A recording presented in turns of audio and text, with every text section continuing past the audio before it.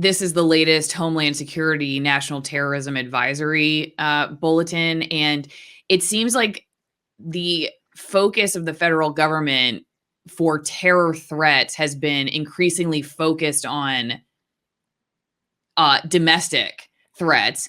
And this latest one has gotten a lot of criticism, at least from some of the people I follow, because it now is including like, quote, conspiracy theories on election fraud and COVID cases as something that would drive terror. And I'm curious what your thoughts are on this, because there's just been increased concern, I think, among people who are following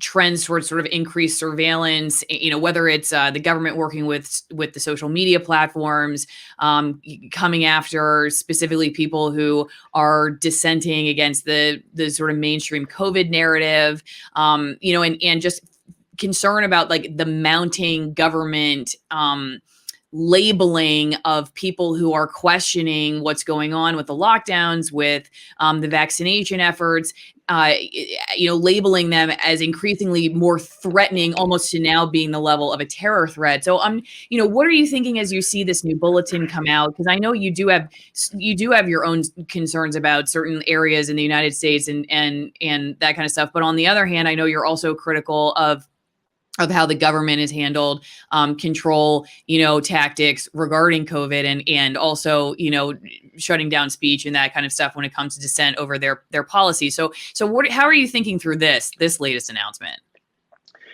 Let's go up to the orbital view instead of the more granular view of what's in this particular latest attack. The United States is clearly going into civil war. War is what I do. I go all over the country, all over the world, looking at wars. I've been doing it for many years. Ever since I was a Green Beret, I've been just studying war, right? And the United States, I've never seen conditions more obvious that a country is heading into civil war. When I, in 2005, was saying that Iraq was going into civil war and publishing that, it caused a lot of problems for me. But it was clear. A year and a half later, it became obvious to others. And remember, amateurs will talk about sparks, professionals will talk about conditions, just as the corollary. Amateurs talk tactics and professionals talk logistics. It's the same with this. It's about conditions. When the conditions are there, the spark will come. People that are talking about what will the spark be, they're looking at the wrong level. It's about conditions. There's always sparks. Every single day there's sparks. And it doesn't matter if there's sparks out here in this rainforest, because it's a rainforest. What matters is when the economy is down, when people are using information warfare to cause us to. I study information warfare. I've published 3 books on information warfare. Unfortunately, they're all in Japanese because I've been trying to wake up the Japanese who are in the middle of a vital information war that will affect the United States. I communicate and work with Japanese literally 7 days a week. This is all part of a larger picture. A lot of people look at what's happening in their neighborhood and they think it's only happening to them. I was recently down in Colombia having lunch with a senator there. Maria Cabal is her name. She said, Michael, look, they're making all the ethnic groups speak their own languages and fight each other and fight us. And she seemed to think, Maria, the Senator Cabal, she seemed to think that it's just happening to them. I said, Maria, it's happening everywhere. When I was out with the Marxists in Nepal, I was out there with them for a year. They were doing the same thing, trying to get people to speak their own languages, their own dialects, keep their own culture, separate, that sort of thing. They're doing the same right now in Okinawa, putting old Japanese dialect on elevator buttons and on ATM machines. Government officials in the mornings when they start meetings will start with old dialect. They never did this before. And Chuck Colton and I were just in Morocco last month or so. Road signs, they were in Arabic and a lot of them were in English and Arabic. And then others had this other strange language, looked like computers talking, like triangles and wavy lines, no alphabet or any characters that I've ever recognized before. It looked like, just computers talking to each other. And I said, Chuck, you know what? I'll bet that's information war. Went to the hotel, started researching it, and realized they've created a new written language from Berber family of languages and created a Berber written language. Of course, Berber is a family of languages, but they and there was a big fight apparently on whether or not this new written language for these dialects would be in some modified form of Arabic, or just a different alphabet altogether. So I started asking Moroccans, does anybody actually read or write this? And they're all like, no, nobody really reads or writes that. This is a political thing. They're trying to split off different ethnic groups to try to fight in Morocco. Of course, they got a separatist movement in Western Sahara. I'm not going to that. But the thing is I see this everywhere I go. Thailand, where my office is, they're trying to split Thailand into 3 parts. Of course, China would love to have the Accra Isthmus split off because you can make like a Panama Canal there. And there's other people for other reasons, not to go into all those. Likewise, it just goes on and on and on. And so this is something I see everywhere. I'm very familiar with it. It's like, when I grew up in Florida catching alligators, with my hands, I can spot an alligator that fast. I can spot an alligator in 2 seconds, where other people can stare at it for 10 minutes, because that's what I grew up doing. Alligators are dangerous, and therefore I can learn to spot danger when I'm looking for them. It's the same with information war. The more you study information war, the more it will jump out to you, the more you'll see it. The only cult that people will never see is the cult that they're in. And likewise with information warfare. In the really comprehensive information wars, really comprehensive ones, the kind that CCP can do, the type that our own government can do, you will not see the zipper. It's like an IMAX. All the books will say the same thing. Of course, Wikipedia. If the next journalist that sends me a Wikipedia link, I swear, if I had a cruise missile, I would launch it at them. You know what I mean? I keep saying, don't send me Wikipedia links. That is information warfare high ground. That's what, that's how you manipulate. That's one of the ways that people manipulate the masses now. You get articles in newspapers and on TV and whatnot, and then you quote it in Wikipedia, and then it reaches critical mass, and then it's in books, it's in musicals, museums. I go to museums around the world. You'll see museums get on the same sheet of music. Anyway, you want to say, I'll be quiet. I can go on for days. Well, no. Well, one thing I was going to ask you a little earlier, which I'm not sure it's totally, well, it still is on topic, but just to go back to when you say civil war, it's easy, I think, for people to, we like envision, 2 sides with like different coats and, rifles and like marching towards a line or whatever.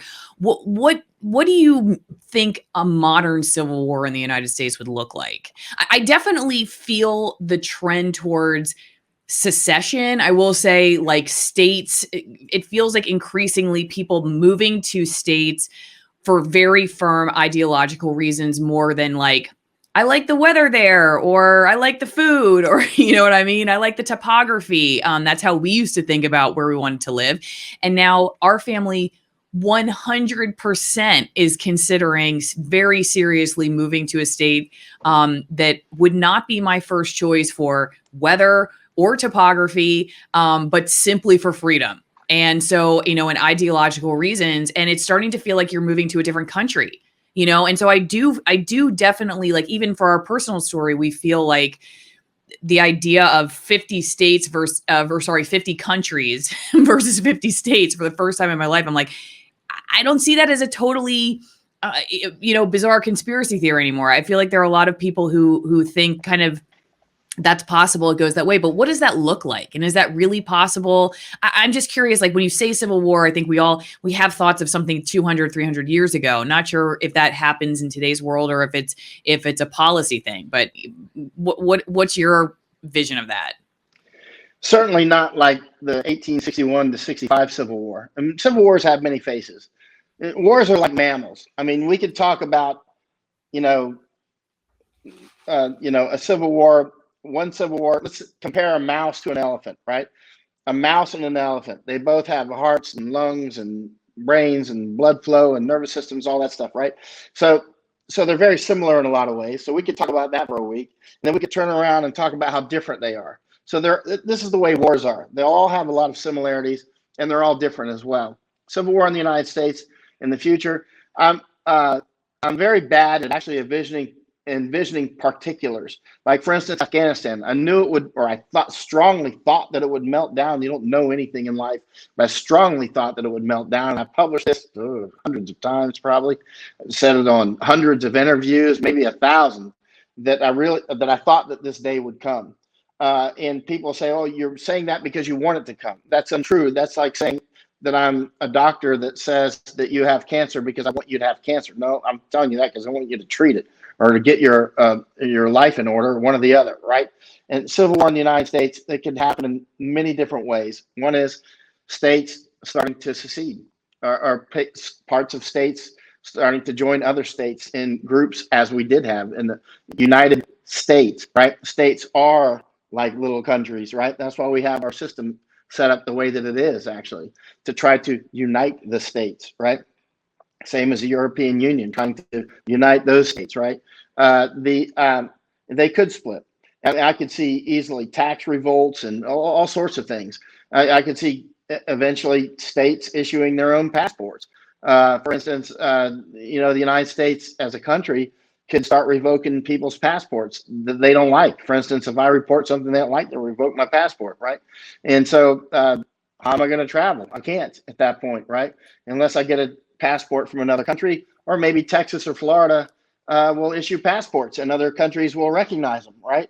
I mean, these sorts of things are realities. I mean, the idea that the United States could go into many parts, and for people that have really been around the United States a lot, like all over the country as I have, and I'm sure you have as well, you see that we are many groups. We're not divided into white and black. That's not how this works. It's not white, black, and Hispanic either.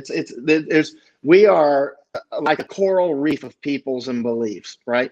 We've got a huge amount of, and it certainly doesn't break down on the color chart. That's not how this breaks down at all. We've got people in Florida and certainly Texas that would be natural allies, but then we have people in both states that would be trying to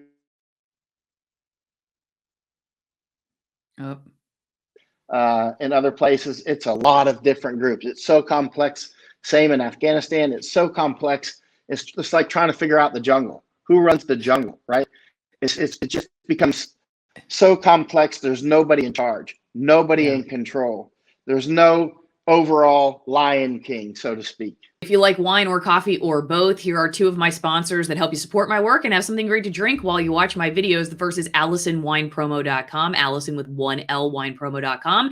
You get 50% off some of my favorite Argentinian Malbecs and 50% off shipping. One of these bottles comes from the third highest vineyard in the world. They use no flavoring or dyes, no filtering, and no excess chemicals. But if coffee is more your beat, then check out TwinEngineCoffee.com/Allison, TwinEngineCoffee.com/Allison. These are all Nicaraguan coffees. They keep many of the jobs local because they grow, select, roast, and package in Nicaragua.